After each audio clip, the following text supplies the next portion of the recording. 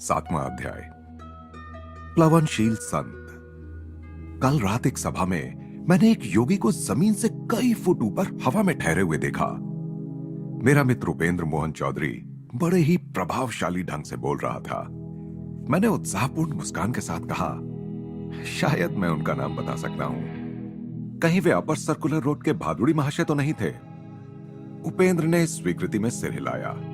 यह बात मुझे पहले ही ज्ञात है। यह देखकर उसका चेहरा थोड़ा उतर गया। संतों के बारे में मेरी जिज्ञासा से मेरे सभी मित्र भली भांति परिचित थे। कोई नई जानकारी मिलते ही मुझे उनके पीछे लगा देने में उन्हें बड़ा आनंद आता था। ये योगी महाराज मेरे घर के इतने निकट रहते हैं कि मैं प्रायः उनसे मिलने जाता हूं। मेरे इस कथन से उपेंद्र के चेहरे पर उत्सुकता के भाव उमड़ते देख मैंने उसे और भी बातें बताना शुरू कर दिया। उनके कई चमत्कार मैंने देखे हैं। पतंजलि प्रणीत प्राचीन अष्टांग योग के विभिन्न प्राणायाम विधियों में वे निष्णात हैं। एक बार भादुड़ी महाशय ने मेरे सामने भस्त्रिका प्राणायाम इतने जोर से किया कि लगा मानो उस कमरे में सचमुच का तूफान आ गया हो। फिर उन्होंने गर्जन करते श्वासोच्छ्वास को बंद कर दिया और वे अति चेतनता यानी समाधि की एक उच्च अवस्था में निश्चल बैठे रहे। तूफान के बाद शांति का वातावरण इतना प्रभावपूर्ण था कि उसे कभी भुलाया नहीं जा सकता। मैंने सुना है कि वे कभी घर से बाहर नहीं निकलते। उपेंद्र के स्वर में कुछ अविश्वसनीयता झलक रही थी। वास्तव में यह सच है। विगत 20 वर्षों से वे घर के भीतर ही रहते आए हैं। केवल हमारे पर्व त्योहारों के अवसर पर वे स्वयं ही लगाए इस नियम को थोड़ा ढीला करते हैं। जब वे अपने ही अहाते में स्थित सामने की पगडंडी तक जाते हैं, वहां पर भिखारी जमा हो जाते हैं, क्योंकि संत भादुड़ी अपने दयार्द्र हृदय के लिए प्रसिद्ध हैं। गुरुत्वाकर्षण के नियम को ठुकराकर वे हवा में कैसे रह पाते हैं? कुछ प्राणायामों के अभ्यास से योगियों के शरीर की जड़ता नष्ट हो जाती है। तब उनका शरीर हवा में उठ जाता है या फिर मेंढक की तरह यहां से वहां फुदकने लगता है। जो संत योगाभ्यास नहीं करते वे भी ईश्वर के प्रति तीव्र भक्ति की अवस्था में हवा में ऊपर उठते पाए गए हैं। इस संत के विषय में मैं अधिक जानना चाहता हूं। क्या तुम उनकी सायंकालीन सभाओं में जाते हो? उपेंद्र की आंखें कौतूहल से चमक रही थीं। हां, मैं प्रायः जाता हूं। उनके उपदेशों में विद्यमान विनोदपूर्ण चुटकियों और हास परिहास में मुझे बड़ा मजा आता है। कभी कभी मेरे लंबे अट्टहास से सभा की गंभीरता भंग हो जाती है। भादुड़ी महाशय तो उसका बुरा नहीं मानते, किंतु उनके शिष्य खा जाने वाली नजरों से मेरी ओर देखते हैं। उस दिन दोपहर को स्कूल से घर लौटते समय मैं भादुड़ी महाशय के एकांत निवास के पास से गुजर रहा था, तो उनका दर्शन करने की इच्छा हो गई। जन साधारण के लिए उनका दर्शन दुर्लभ था। निचली मंजिल पर अकेला रहने वाला उनका एक शिष्य इस बात का ध्यान रखता था कि उनके एकांत में खलल ना पड़े। यह शिष्य कुछ ज्यादा ही अनुशासन प्रिय था। उसने मुझसे पूछा कि क्या मैंने भेंट के लिए पहले से समय लिया हुआ है। उसके गुरुदेव उसी समय वहां आ पहुंचे और उन्होंने मुझे अविलंब बाहर निकाल दिए जाने से बचा लिया। मुकुंद जब भी आना चाहे उसे आने दिया करो। संतवर की आंखें चमक उठी। एकांत का मेरा नियम मेरी अपनी सुविधा के लिए नहीं बल्कि लोगों की सुविधा के लिए है। संसारी लोगों को उनके मोह जाल को तहस नहस कर देने वाली स्पष्टवादिता अच्छी नहीं लगती। संत न केवल दुर्लभ होते हैं बल्कि वे लोगों को व्याकुल भी कर देते हैं। शास्त्र पुराणों में भी वे प्रायः जन साधारण को वेहवल करते पाए जाते हैं। मैं भादुड़ी महाशय के पीछे पीछे ऊपरी मंजिल पर स्थित उनके अत्यंत सादे कक्ष में जा पहुंचा, जहां से वे शायद ही कभी बाहर निकलते थे। संसार की क्षुद्र उत्तेजनाओं के तीव्र गति से नित्य बदलते चित्रों की ओर संत जन प्रायः कोई ध्यान नहीं देते। केवल युग युगांतर में स्थिर हुए कालजयी सत्यों पर उनका ध्यान केंद्रित रहता है। संतों के समकालीन लोग केवल उनके संकीर्ण वर्तमान के लोग ही नहीं होते। महर्षि, जहां तक मैं जानता हूं, आप पहले ऐसे योगी हैं जो हमेशा घर के अंदर ही रहते हैं। भगवान कभी कभी अपने संतों को अप्रत्याशित परिस्थितियों में डाल देते हैं कि कहीं हम यह ना सोचें कि हम संतों को एक विशिष्ट नियम की चौखट में बिठा सकते हैं। आरोग्य और शक्ति से ओतप्रोत अपना शरीर उन्होंने पद्मासन में स्थिर किया। उनकी आयु 70 और 80 वर्ष के बीच थी, परंतु आयु या निष्क्रिय जीवन पद्धति का कोई अप्रिय लक्षण उनके शरीर पर नहीं था। उनका सुगठित एवं सीधा शरीर प्रत्येक दृष्टि से आदर्श स्वरूप था। उनका मुखमंडल पुराणों में वर्णित ऋषियों के समान था। भव्य मस्तक, भरपूर दाढ़ी, शांत आंखें, सदैव ईश्वर की सर्वव्यापकता पर स्थिर। वे सदैव दृढ़ता के साथ सीधे बैठते थे। हम दोनों ध्यानस्थ हो गए। 1 घंटे के बाद उनकी सौम्य वाणी ने मुझे जगा दिया। तुम प्रायः ध्यान लगाते हो, परंतु क्या तुम्हें कुछ अनुभव हुआ है? वे मुझे ध्यान से अधिक ईश्वर से प्रेम करने का स्मरण दिला रहे थे। साधन को ही साध्य समझ लेने की भूल मत करना। उन्होंने मुझे कुछ आम दिए। अपने गंभीर स्वभाव में भी मुझे हमेशा ही आनंदित करने वाली अपनी विनोद बुद्धि को प्रकट करते हुए उन्होंने कहा, साधारणतया लोगों को ध्यान योग से जल योग अर्थात जलपान अधिक अच्छा लगता है। योग के विषय में उनकी इस शब्द क्रीड़ा को सुनकर मैं ठहाके लगाकर हंसने लगा। क्या हंसी है तुम्हारी?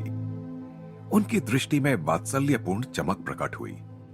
उनका अपना चेहरा सदैव गंभीर ही रहता था, परंतु उसमें भी परमानंद पूर्ण मुस्कुराहट की झलक होती थी। उनके विशाल कमल नयनों में सदैव एक दिव्य हंसी छिपी होती थी। उन्होंने मेज पर पड़े अनेक मोटे मोटे लिफाफों की ओर संकेत करते हुए कहा, वे पत्र सुदूर स्थित अमेरिका से आए हैं। वहां की कुछ सोसाइटियों के साथ मैं पत्र व्यवहार करता हूं, जिनके सदस्य योग शास्त्र में रुचि रखते हैं। वे कोलंबस से बेहतर दिशा ज्ञान के साथ नए सिरे से भारत की खोज कर रहे हैं। उनकी सहायता करने में मुझे खुशी होती है। दिन के उजाले की तरह योग शास्त्र का ज्ञान भी उन सब के लिए है जो इसे प्राप्त करने के इच्छुक हैं। जिसे मानव की मुक्ति के लिए ऋषियों ने अनिवार्य समझा है, उसे पाश्चात्य लोगों के लिए हल्का करने की आवश्यकता नहीं है।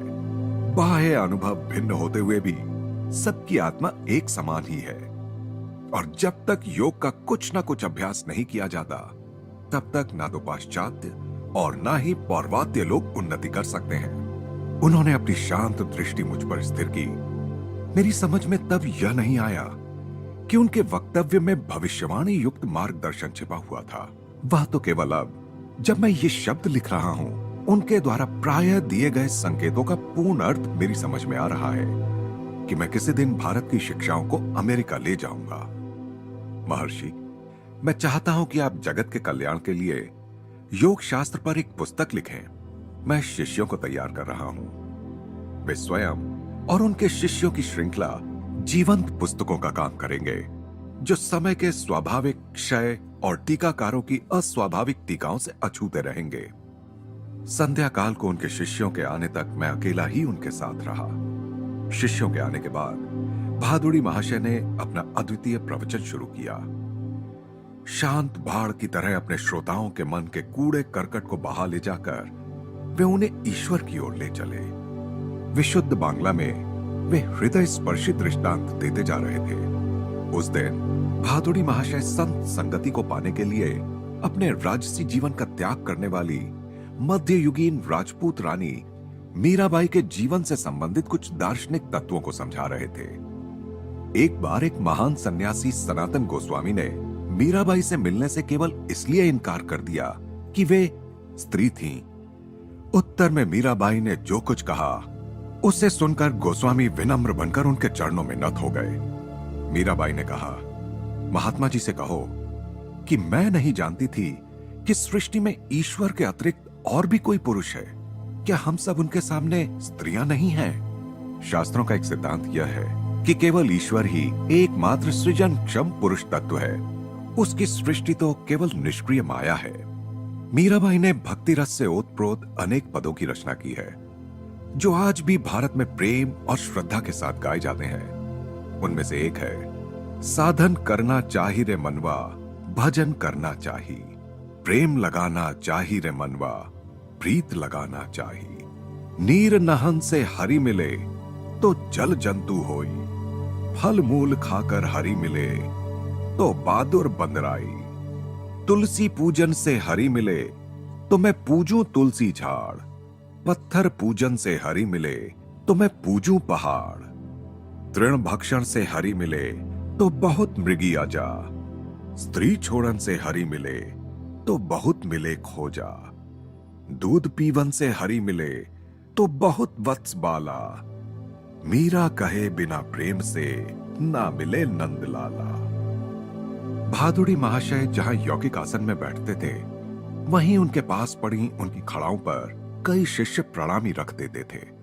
भारत में प्रचलित इस श्रद्धापूर्ण चढ़ावे का अर्थ है कि शिष्य अपनी भौतिक संपदा गुरु के चरणों में अर्पित कर रहा है। कृतज्ञ मित्रों के रूप में प्रभु ही अपने भक्तों की देखभाल करते रहते हैं। उस पितामह तुल्य ऋषि से विदा लेते समय उनकी ओर भक्तिपूर्ण दृष्टि से देखते हुए एक शिष्य ने कहा, गुरुदेव, आप महान हैं। आपने ईश्वर को पाने के लिए और हमें ज्ञान देने के लिए अपनी संपत्ति, आराम आदि सब कुछ त्याग दिया।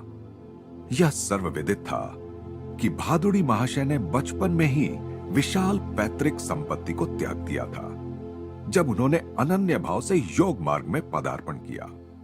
तुम ठीक उल्टी बात बोल रहे हो। भादुड़ी महाशय के मुखारविंद पर भर्त्सना के अत्यंत सौम्य भाव प्रकट हुए।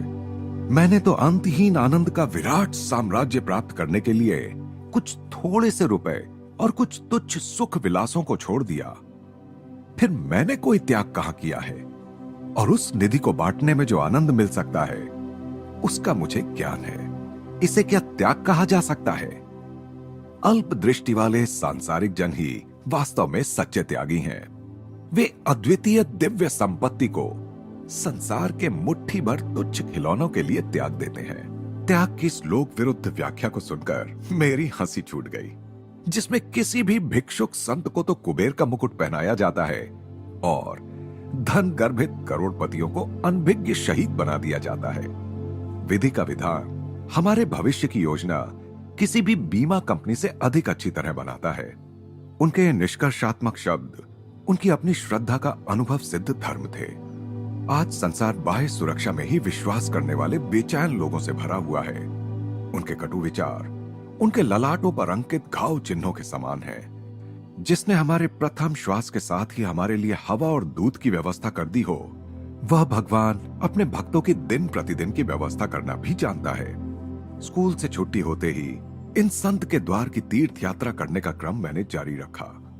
आंतरिक उत्साह के साथ वे अनुभव लाभ में मेरी सहायता करते रहे। एक दिन वे मेरे घर से दूर राम मोहन रॉय रोड पर रहने के लिए चले गए। उनके श्रद्धालु शिष्यों ने उनके लिए वहां नागेंद्र मठ नाम से एक नया आश्रम बना दिया था। यहां मेरी कहानी अचानक कई वर्ष आगे निकल जाती है। फिर भी भादुड़ी महाशय के मुझसे कहे गए अंतिम शब्दों का उल्लेख मैं यहां करना चाहता हूं। पश्चिम की ओर प्रस्थान करने से कुछ पहले मैं उनके दर्शन करने गया और आशीर्वाद पाने के लिए मैंने उनके चरणों पर सिर रखा। बेटा, अमेरिका जाओ, युग युगांतर की भारत की महिमा को अपनी ढाल के रूप में ले जाओ। विजय तुम्हारे ललाट पर लिखी हुई है। उस देश के भले लोग तुम्हारा हृदयपूर्वक स्वागत करेंगे।